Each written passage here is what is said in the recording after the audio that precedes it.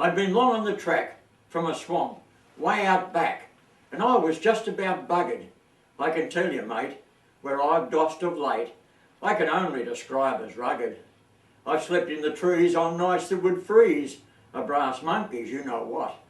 And I've clung to a leaf to get some relief, but that got too bloody hot. Then by a miracle stroke, I got a lift with this bloke. Things were looking real grouse. In my glory I sat, attached to his hat, as he took me right into his house. Once I was inside, words can't describe that happy and peaceful feeling. I relinquished my perch, and after a search, headed straight for the bedroom ceiling. Now I've got to tell you I was no ordinary moz. I was born and bred on the gunning. Out in the sticks I'd learned a few tricks. I was endowed with guile and cunning. So I was just hanging around, not making a sound, setting up my nocturnal plans, when I heard this voice, and it sounded real choice, and it certainly wasn't a man's. Then walked this Sheila, and my long limp feeler went as tight as a drum. She wore not a stitch. My stinger started to itch. I couldn't wait for the night to come. Then my benefactor entered. With brute he was scented, the place filled with that odious smell. In the glare of the light he looked pale and white, 'cause he'd powdered himself as well. He jumped into the cot, and he must have been hot, 'cause sweat formed on his forehead in beads. He was a charmer, and just like a farmer, he started sowing his seeds. From the window sill I went in for the kill, my stinger poised at the ready. Showing no fear, I went straight for his rear. God, I wished he'd stay a bit steady. So I gave him a prod, and she screamed, "Oh my God!"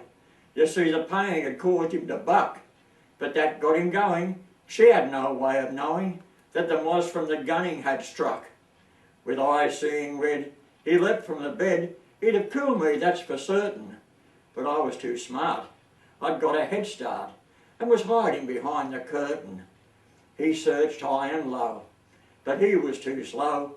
I easily stayed out of his way. On revenge hell bent, off he went, and came back with the black flag spray. Ah, but I was tough. I'd been weaned on that stuff, with such an occasion in mind. And when he went back and got into the sack, I hit him again from behind. Well, he started spluttering and insanely muttering. By this time she'd taken flight. She'd grabbed her clothes and her pantyhose and had taken off into the night. So, with some peace restored, he just lay there and snored.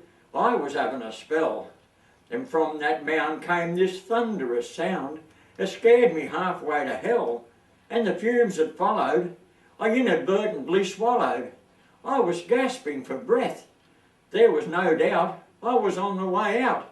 Here I was, choking to death. I couldn't take any more, so I made for the door, only to find that it was shut fast. It was too late. I was resigned to my fate. This night would be my last. Now my mind goes back to those happy days on the track, as this world I depart, and the moz from the gunning, with all that guile and cunning, was floored by a rotten old fart.